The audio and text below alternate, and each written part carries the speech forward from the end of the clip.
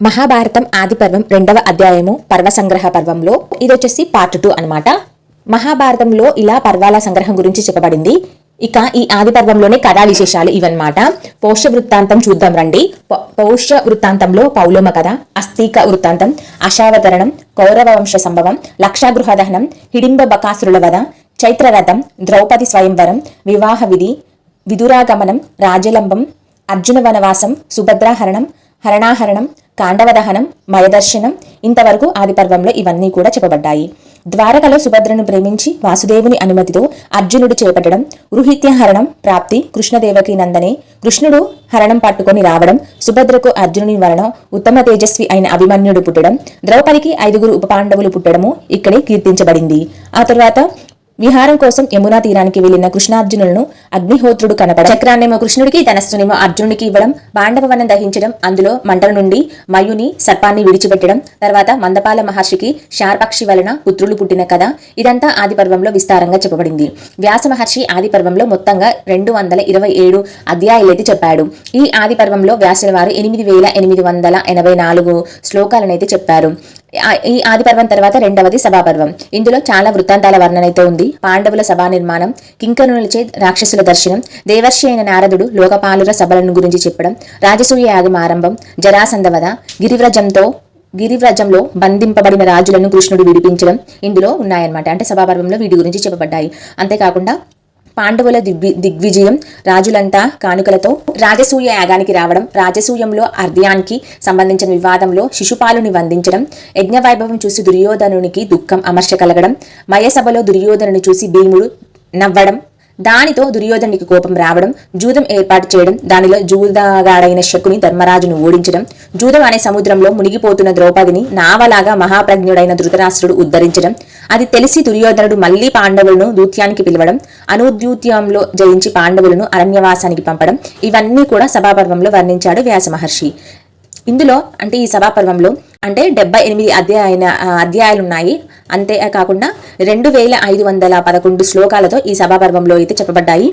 ఈ సభాపర్వం తర్వాత 3వది అరణ్య పర్వం. పాండవులు వనవాసానికి బయలుదేరడం, ధీమంతులు రావడం, ధర్మరాజును పౌరులు అనుసరించి బ్రాహ్మణులకు అన్నేషదులతో పోషించడానికి ధర్మరాజు సూర్యుని ఆరాధించడం, దౌమ్యుని ఉపదేశంతో సూర్యుని అనుగ్రహంతో అక్షయపాత్ర ద్వారా అన్నం సంభవించడం, ధృతరాష్ట్రుడు హితముపదేశించే విదురుని పాండవుల కడకు పొమ్మనడం, అతడు పాండవుల కడకు వెళ్లడం, మళ్లీ ధృతరాష్ట్రుని ఆజ్ఞతో వెనుకకు రావడం, కర్ణుని ప్రోత్సాహంతో దుర్మార్గుడైన దుర్యోధనుడు అరణ్యంలో ఉన్న పాండవులను చంపడానికి కుట్రని పన్నడం, ఆ దుష్టభావం తెలిసి వెంటనే వ్యాస మహర్షి రావడం, అతడు ఆ పని చేయవద్దని చెప్పడం, సురభి వృత్తాంతం చెప్పడం, మైత్రేయ మహర్షి వచ్చి దుర్యోధనునకు హితం చెప్పడం, భీమసేనుడు యుద్ధంలో కీర్మురుడనే రాక్షసుని చంపడం, వృష్టి వంశస్థులు పాంచాలులు పాండవులను చూడడానికి రావడం, శ్రీకృష్ణుడు కోపించడం, అర్జునుడు శాంతింపచేయడం, కృష్ణుని ఎదుట ద్రౌపది విలపించడం, కృష్ణుడు ఓదార్చడం, ఇవన్నీ కూడా కీర్తించబడినవి.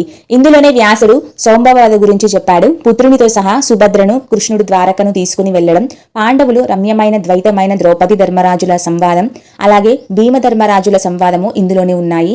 వ్యాసుడు పాండవుల దగ్గరకు రావడం, ధర్మరాజుకు వ్యాస మహర్షి ప్రతిస్మృతి విద్యను ఉపదేశించడం, వ్యాస మహర్షి వెళ్ళాక పాండవులు కామ్యక వనానికి వెళ్లడం, అమిత తేజస్వి అయిన పార్థుడు అస్త్ర సంపాదన కోసం వెళ్లడం, కిరాత రూపుడైన ఆ మహేశ్వరునితో అర్జునుడు యుద్ధం చేయడం, లోకపాలుర దర్శనం, అస్త్రాలు లభించడం, అస్త్రాల కోసం అర్జునుడు ఇంద్రలోకానికి వెళ్లడం, ఈ విషయం విని ధృతరాష్ట్రుడు చాలా విచారించడం, అలాగే బృహదర్షుడనే మహర్షి ధర్మరాజు దగ్గరకు రావడం, యుధిష్ఠిరుడు తన కష్టం చెప్పుకోవడం, కరుణస్ఫోరకమైన నలోపాఖ్యానం ఈ సందర్భంలోనే చెప్పబడింది. నలదమయంతుల చరిత్ర, మహర్షి వల్ల ధర్మరాజు అక్షయ హృదయం పొందడం, స్వర్గం నుండి లో మహర్షి పాండవుల కడకు రావడం, అర్జునుని గురించి స్వర్గంలో జరిగిన విశేషాలన్నీ అతడు చెప్పడం, అర్జునుని సందేశంతో ధర్మరాజు తీర్థాభిగమనం చేయడం, తీర్థసేవనంలో పుణ్యఫల ప్రాప్తి ఇందులో కీర్తించబడినవి. నారద మహర్షి పులస్త్య తీర్థానికి వెళ్లమని ప్రోత్సహించడం, పాండవులు వెళ్లడం, ఇంద్రుడు కర్ణుడి కుండలాలు గ్రహించడం, గయుని యజ్ఞ వైభవము ఇక్కడ కీర్తించబడ్డాయి. అగస్త్య వృత్తాంతం, వాతాపిని అగస్త్యుడు భక్షించడం, సంతానం కోసం అగస్త్యుడు లోపాముద్రను వివాహమాడడం, తర్వాత ఋష్యశృంగుని చరిత్ర, పరశురాముని చరిత్ర, ఇక్కడే కార్తవీరుని యొక్క హైహయుల యొక్క వధ వర్ణించబడింది. ప్రభాస తీర్థంలో పాండవులు వృష్టి వంశస్థులు కలవడం, సుకన్యోపాఖ్యానం, భార్గవుడైన చ్యవన మహర్షి శర్యాతి యొక్క యజ్ఞంలో అశ్విని కుమారులను సోమపానం చేసే అధికారం ఇవ్వడం, వారి వల్ల చెవసునికి యౌవనం రావడం, మాందార చరిత్ర కూడా ఇక్కడే చెప్పబడింది. ఇందులో ఇక్కడే జంతోపాఖ్యానం చెప్పాడు. సోమకుడు తన పుత్రుని కోసం యజ్ఞం చేయిస్తే అతనికి 9 పుత్రులు కలిగారు. తర్వాత శేనక పోతీయమనే ఉపాఖ్యానం ఇందులోనే ఉంది. అలాగే ఇంద్రుడు అగ్ని శిబిని పరీక్షించడం కోసం వచ్చారు. ఈ పర్వంలోనే అష్టావక్రుని చరిత్ర ఉంది. జనకుని యజ్ఞంలో అష్టావక్రుని బందీతో వివాదం వచ్చింది.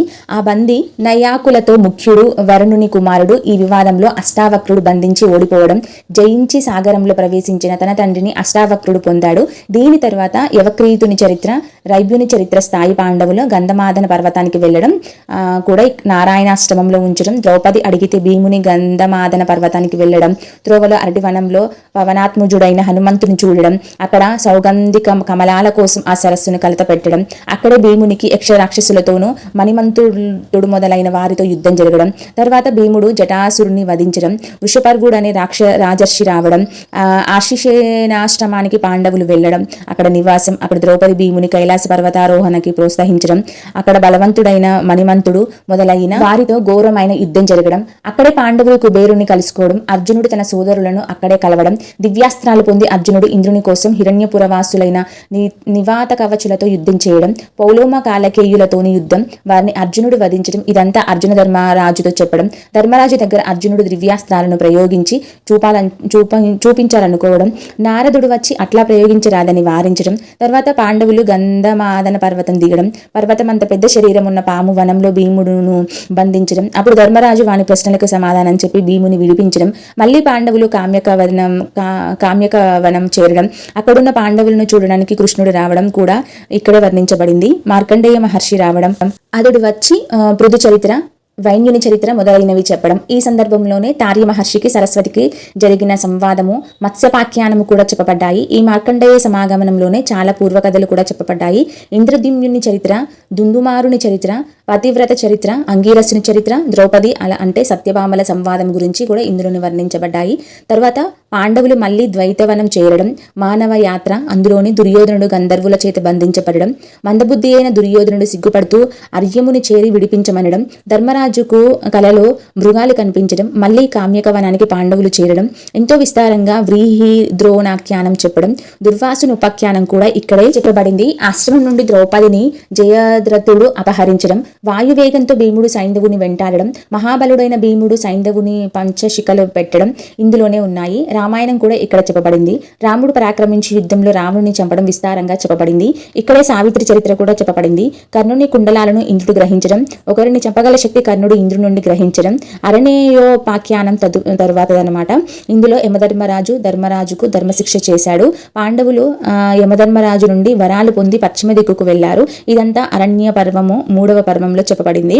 ఇందులో 269 అధ్యాయాలు ఉన్నాయి. ఈ పర్వంలో 11,664 శ్లోకాలు ఉన్నాయి. ఇది అరణ్య పర్వం అండ్ సభా పర్వం గురించి మన నెక్స్ట్ పర్వం గురించి తెలుసుకుందాం. ఇదంతా కూడా ఆ పర్వాలో ఏం చెప్పబడింది దాని గురించి జస్ట్ చాప్టర్స్ నేమ్స్ అంతే అనమాట.